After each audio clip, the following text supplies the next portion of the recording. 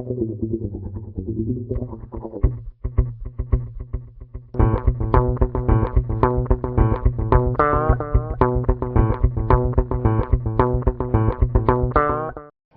காலை இனிவேளையில் உங்களை எல்லாம் சந்திப்பதில் ரொம்ப சந்தோஷம் அடைகிறேன். இந்த வருஷம் பூராமே ஆடியோ நிறைய ஃபங்க்ஷனில் கலந்துட்டு இருக்கேன். ஆனால் இந்த ஃபங்க்ஷன் வந்து ஒரு வித்தியாசமான ஃபங்க்ஷன் நினைக்கிறேன். என்னுடைய இனிய நண்பர் என் சகோதரர் ஜாக்கர் தங்கத்துக்கும், ஹீரோ ஜிகே அவர்களுக்கும், எம்எல்ஏ அவர்களுக்கும் மற்றும் நடையில் அமர்ந்திருக்கும் இசையமைப்பாளர் ஹீரோயின் என்னுடைய அருமை நண்பர் செல்வா அவர்களுக்கும், இங்கு அமர்ந்திருக்கும் என்னுடைய உயிரில் மேலான என் ரத்தத்தின் ரத்த ரசிகர்களே, என் இரண்டு கண்களாக தொலைக்காட்சி நண்பர்களே, பத்திரிகை நண்பர்களே, உங்கள் அனைவருக்கும் நெஞ்சார மனதார என்னுடைய வாழ்த்துக்களை சொல்லி, மற்றும் என்னுடைய நண்பர் பாய் அவர்களுக்கும், மற்றும் என் முகம் தெரிந்து முகம் தெரியாத அன்பர்களே, என் உடன்பிறப்புகளே, உங்கள் அனைவருக்கும் வருக வருக என்று வரவேற்கிறேன். இந்த படத்தின் டைட்டிலே ரொம்ப பிரமாதமாக இருக்கு. இன்றைய சினிமா, இந்த சினிமாக்குள்ள ஒரு சினிமா எடுக்கிறாங்க. இந்த சினிமாவில் என்னென்ன கஷ்ட நஷ்டங்கள், இதில் எவ்வளோ ஏமாற்றங்கள் அப்படின்னு படம் எடுத்திருக்கிறாங்க. ஆனால் உண்மையிலே சினிமாவில் எவ்வளோ ஏமாற்றம் அடைஞ்சிருக்கோங்கிறது ஆக்கப்பூர்வமாக அதிகபூர்வமாக நான் அனுபவிச்சிருக்கிறேன். ஒரு சினிமா எடுத்து அதை வெளியே விடுறதுனா எவ்வளோ கஷ்டங்கிறது ப்ரொடியூசருக்கு முறையில் எனக்கு தெரியும். அப்படி வெளியிட்டு அந்த படத்தை 150 நாள் ஓட்டுறேன்னா அது எவ்வளோ பெரிய சாதனைங்கிறது உங்களுக்கு எல்லாத்துக்கும் தெரியும். சினிமாவில் வந்து ஃபஸ்ட்டு படம் எடுக்கிறேன்னு சொல்லி ப்ரொடியூசர் வந்து பேசுவார்.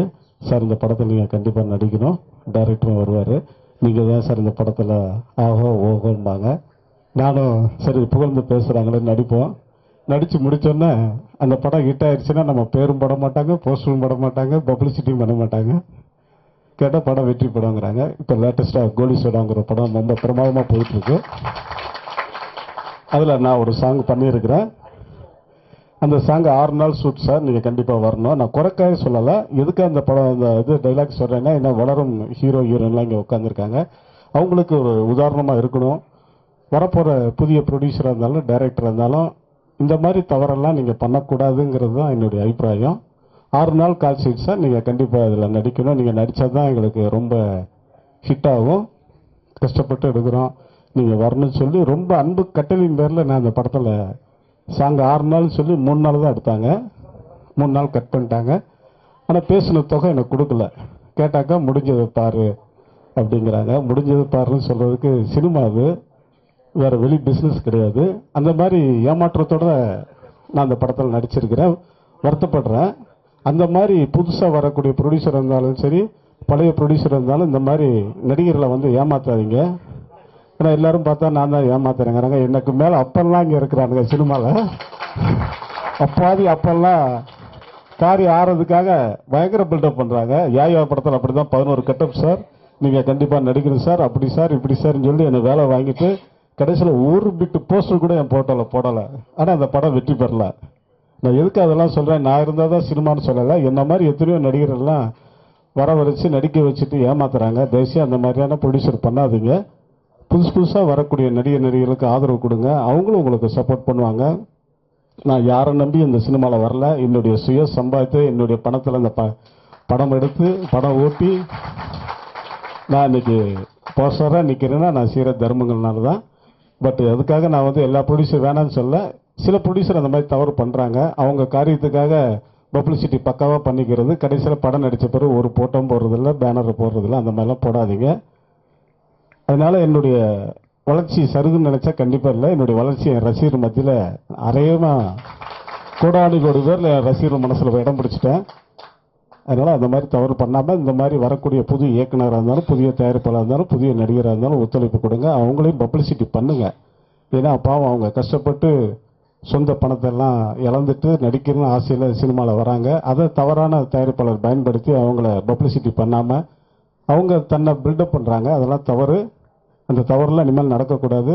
அதுக்கு முழுக்க ரசிகர்கள் இந்த மாதிரி புது படங்களுக்கு ஆதரவு தரணுங்கிற கேட்டுக்கொண்டு என்னை பேச இவ்வளோ வாய்ப்பளித்த என்னுடைய ப்ரொடியூசருக்கும், என்னுடைய இனிய நண்பர், என்னுடைய லத்திகா படம் 150 நாள் ஓடுதுன்னா அதுக்கு முழுக்க என் தம்பி வெற்றியில் தான் காரணம் சொல்லணும். ஏன்னா முத என் படத்தை அவர் தான் கேமரா எடுத்தார். நான் அதில் தான் நான் நடித்தேன். எங்களுடைய கைராசி முகராசி இன்னைக்கு இந்த அளவுக்கு வளர்ந்துருக்குன்னா அதில் ஒரு பங்கு வெற்றிகளுக்கு சேரும் நான் சொல்லி எனக்கு பேச வாய்ப்பளித்த என்னுடைய அருமை நண்பர்களுக்கும் அடுத்ததான் நான் நடிக்க போற ₹1 4 கொலைன்னு சொல்றாங்க. ஏன்னா ₹1 4 கொலை நடக்கும். அந்த படத்தில் நான் ஒரு சாங் பண்றேன் முந்தாஜோட. அது என்னுடைய அருமை தம்பி கணேஷ் அவர்கள் இயக்கி தயாரிக்கிறாரு. அதுல பாரதி கண்ணன் அவர்கள் நடிக்கிறாங்க. இந்த மாதிரி புது புது படங்கள்ல நான் கமிட் ஆயிருக்கிறேன். கண்டிப்பா இந்த வருஷம் 5-6 படம் ரிலீஸ் ஆகுது. கண்டிப்பா நீங்க எல்லாம் பார்த்து சந்தோஷம் அடையணும்.